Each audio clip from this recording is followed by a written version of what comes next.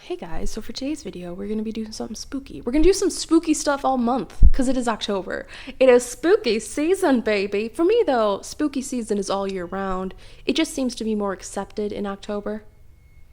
So, that's nice. So something that I've been into for many years is Reddit No Sleep and Let's Not Meet. They are very similar, but also very different. Yet,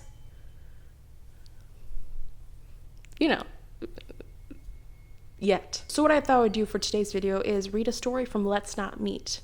Just because, why not, So this story is called, What Was She Planning to Do to Me? And that in itself is enough for me to go, ooh boy. One time I went to the bar with one of my friends. I had just turned 21, so I hadn't been to many bars up to that point. My friend was drinking on the way to the bar, so he was already pretty drunk by the time we got there. When I sat at the bar, a cute girl came up to my friend and me. She said that her name was Candace, and I noticed that she had really, really bright red hair. I assumed that she dyed it. It was pretty, but unnatural. This girl was flirting with my friend and me. She could tell that my friend was already very drunk. To be honest, I played along like I was drunk too, since it seemed to be working really well for my friend.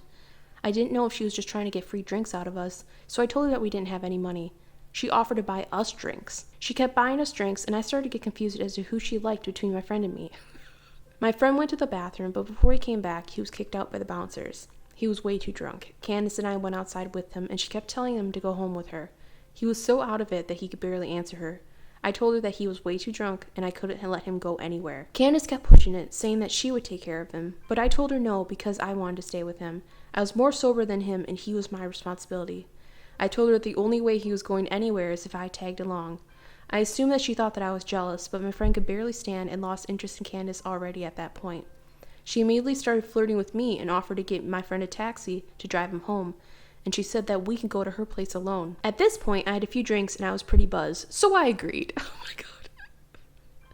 Oh, I'm nervous for my friend, but now you want to go with... Hell yeah, sign me up, baby. We took my friend to the taxi and walked to her car. Everything was happening too easily for me and I felt uneasy. We got into her car and we drove down the street. Want to stop at a liquor store to get more to drink? I'll buy, so don't worry about paying, she offered. I didn't want to drink any more than I already did, and I was already buzzed from when I wanted to be able to carry myself throughout the rest of the night. Sometimes it made myself look stupid when I'm drunk, so I didn't want to ruin anything with Candace more than I already did earlier when I was telling her that my friend was too drunk. I told her I was already drunk enough, but she insisted. I didn't want to seem lame, so I told her to get me a pint of liquor with some apple juice to chase it. She went into the store and came out with more than just a pint.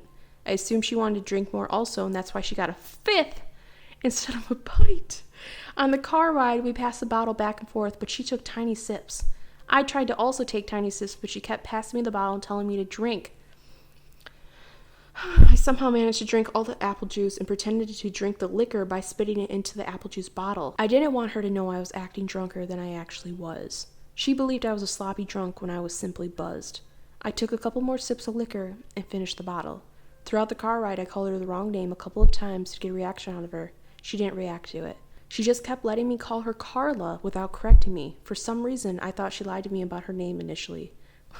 Because she did. We drove up to her house, and I pretended to trip and stumble into the front door.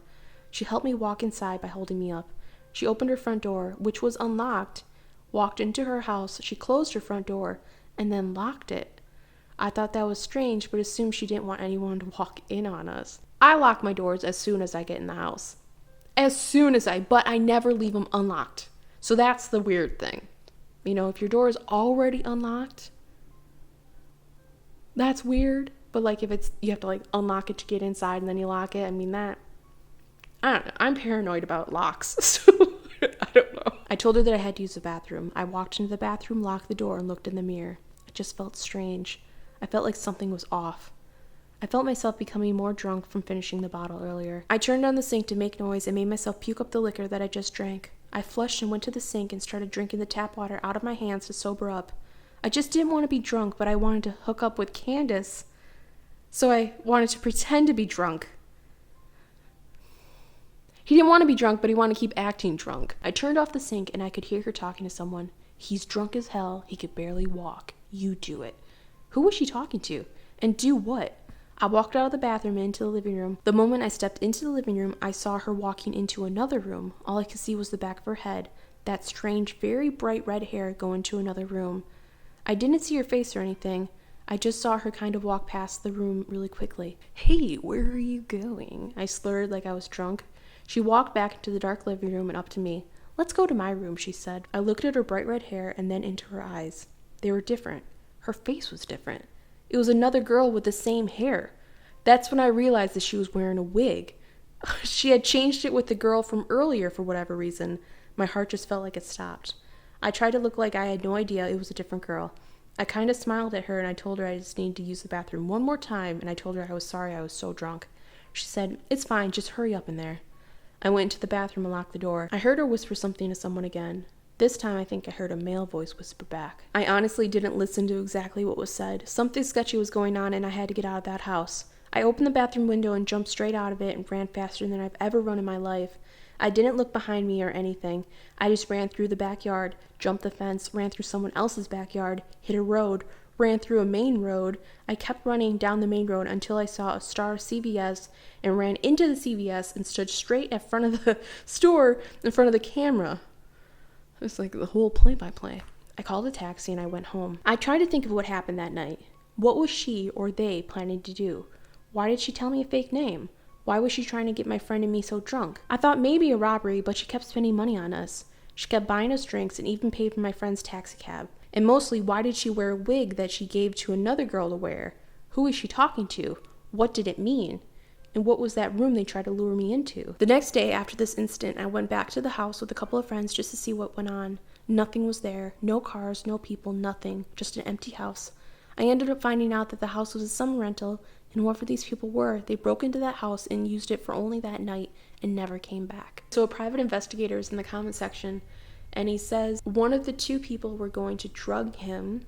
They were arguing over who was actually going to give him the drugs. I turned off the sink and I could hear her talking to someone. He's drunk as hell. He could barely walk. You do it. Who was she talking to? And do what? After you were drugged up, the second person you never saw was more than likely a male was going to take advantage of him. I heard her whisper something to someone again.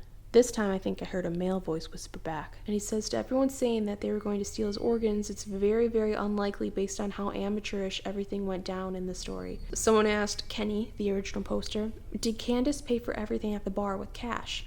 Kenny says, yes, all cash. She even talked to the cab driver, and she asked him how much he estimated the ride would be and handed him money with tip. I remember her using only cash from what I saw. Someone asked, like, why does that matter? There's no credit card, so you can't trace back to the police. They definitely were planning on a murder. I don't think a murder. I don't know. I hope not. I don't know. Anyway, guys, I hope that you enjoyed the story, and I would like to do more spooky videos throughout this month. I can't guarantee that I'll do more than one a week, but I will likely be doing spooky stuff over on my ASMR channel, just whispering it.